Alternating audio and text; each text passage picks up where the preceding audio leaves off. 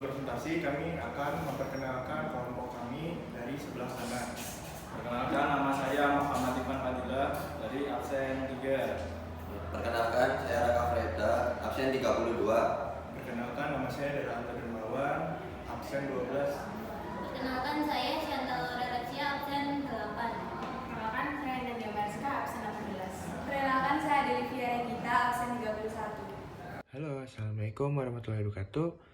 Nama saya Derata Dermawan, absen 12 dari SIA. Jadi, pada pertemuan kali ini saya akan menjelaskan tentang manfaat teknologi informasi pada kehidupan sehari-hari di bidang perindustrian dan perdagangan.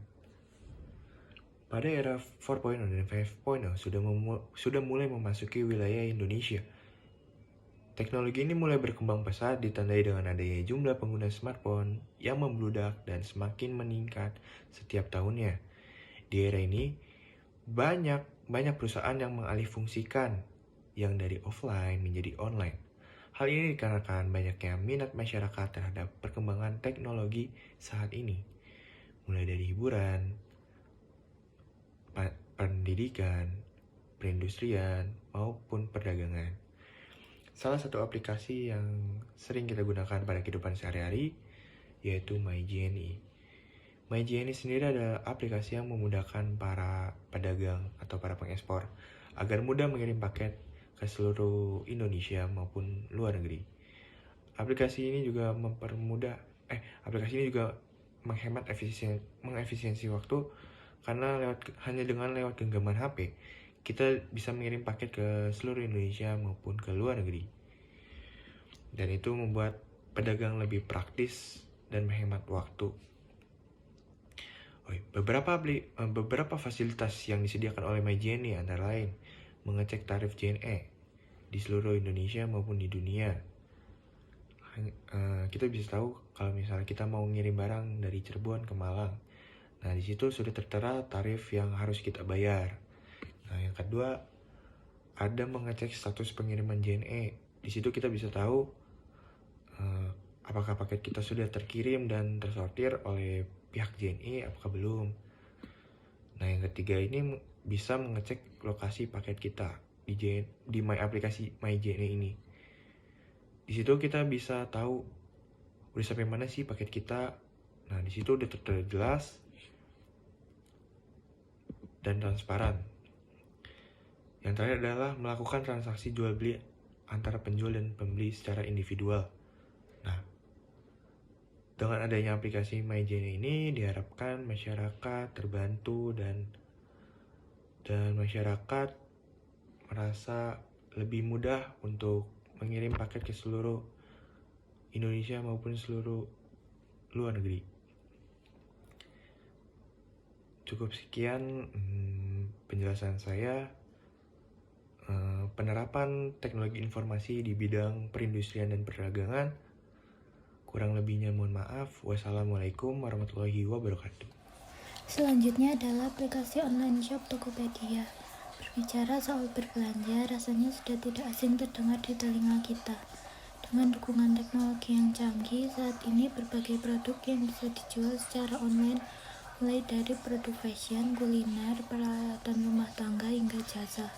Tanpa harus bertatap muka, kita bisa membeli barang dengan melakukan informasi pembayaran. Maka nantinya si penjual akan mengirimkan barang yang kita inginkan ke tempat kita.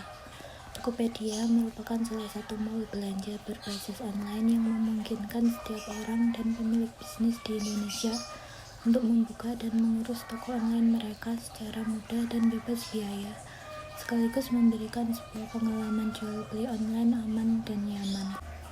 Dari sisi penjual, saat pandemi, Tokopedia mendorong para pelaku UMKM untuk dapat bertahan, bangkit, dan mengembangkan bisnisnya melalui adopsi digital. Kemudahan dalam mengelola bisnis merupakan alasan utama bagi sebagian besar penjual yang bergabung bersama Tokopedia. Kemudian dari sisi pembeli, apa sih alasan Tokopedia bisa sangat terkenal dan dipercaya oleh masyarakat? Selain karena menggunakan aplikasinya yang mudah dan fitur-fiturnya yang lengkap, Tokopedia memiliki metode promosi yang sangat baik. Tokopedia berkolaborasi dengan grup band Korea seperti BTS untuk menarik perhatian pembeli yang cinta dengan budaya musik Korea itu, sehingga Tokopedia mampu menjangkau semua kalangan dan mengikuti tren. Perkenalkan, nama saya Antonio Mariska, nomor absen 8. Di sini saya akan menjelaskan salah satu contoh penerapan dasar teknologi informasi dalam kehidupan sehari-hari di bidang industri dan perdagangan, yaitu Cepat Express. Cepat Express merupakan salah satu jasa ekspedisi pengiriman atau logistik yang berdiri semenjak tahun 2014. Menjadikan marketplace atau online shop sebagai mitra mereka merupakan salah satu strategi yang mereka lakukan. Tarif yang terjangkau, pengiriman tepat waktu, dan menyediakan penjemputan barang sehingga penjual hanya perlu menunggu di rumah saja, membuat para seller di berbagai marketplace ataupun online shop menggunakan jasa Cepat. Selain itu, Cepat juga menyediakan berbagai layanan yang variatif yang menyesuaikan dengan kebutuhan para pelanggannya. Ada layanan si untung, yaitu layanan pengiriman dengan waktu estimasi 15 jam sampai dengan harga reguler. Lalu ada layanan BES, yaitu layanan dengan estimasi sampai 1 hari. Ada pun layanan COD, yaitu layanan pengiriman yang merupakan layanan dengan metode bayar saat kurir sampai di tujuan. Sama halnya seperti ekspedisi lainnya, Cepat Express juga mempunyai fitur cek resi dan ongkir. Diharapkan masyarakat dapat terbantu dengan adanya perusahaan ekspedisi Cepat Express ini dalam melakukan pengiriman barang ataupun saat berbelanja online. Assalamualaikum warahmatullahi wabarakatuh. Perkenalkan, nama saya Muhammad Iqbal dari absen 3 kelompok 4. Di sini saya akan mempresentasikan pemanfaatan teknologi informasi dalam bidang industri dan perdagangan. Salah satu platform yang saya bawa adalah Grab. Grab adalah salah satu platform layanan online yang memenuhi kebutuhan sehari-hari. Grab awalnya adalah layanan transportasi, namun kini berinovasi menjadi layanan yang beragam, pesanan antar makanan, dan pembayaran yang dapat gratis melalui aplikasi mobile. Grab tidak hanya sekedar aplikasi pesan ojek online saja.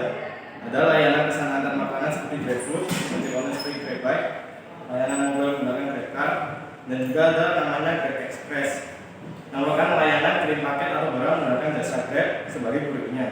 Paket dalam Grab Express juga bisa dilacak sudah melalui DBS tracker yang ada di aplikasi Grab. Ada juga fitur paket hemat. Ini merupakan fitur langganan voucher yang nantinya bisa dipakai tiap hari bagi yang melakukan salah satu paket. Ada juga fitur dokter yang untuk konsultasi kesehatan dan pembayaran tagihan melalui aplikasi GoFo atau dompet digital. Sekian terima kasih. Saya Raka Freda itu absen 32. Di sini saya akan menjelaskan tentang teknologi informasi dalam bidang industri perdagangan. Di Indonesia, industri perdagangan sendiri bisa dapat kita akses melalui aplikasi Gojek. Aplikasi Gojek sendiri didirikan pada 5 Oktober 2009 oleh Nadiem Makarim yang saat itu menjabat sebagai Menteri Pendidikan Indonesia. Dalam Gojek memiliki 4 sarana, yaitu yang bernama GoRide, GoFood, GoSend, dan juga GoCar. Dalam GoFood, di Gojek itu bisa membeli makanan ataupun minuman juga melalui pembayaran GoPay. Pembayaran GoPay sendiri merupakan dompet digital yang dimiliki Gojek. Lalu untuk sarana transportasi kita bisa mengakses melalui GoCar dan juga GoRide. Perbedaan dari GoCar dan GoRide itu cuma transportasinya aja. Kalau GoRide menggunakan sepeda motor dan GoCar itu menggunakan mobil.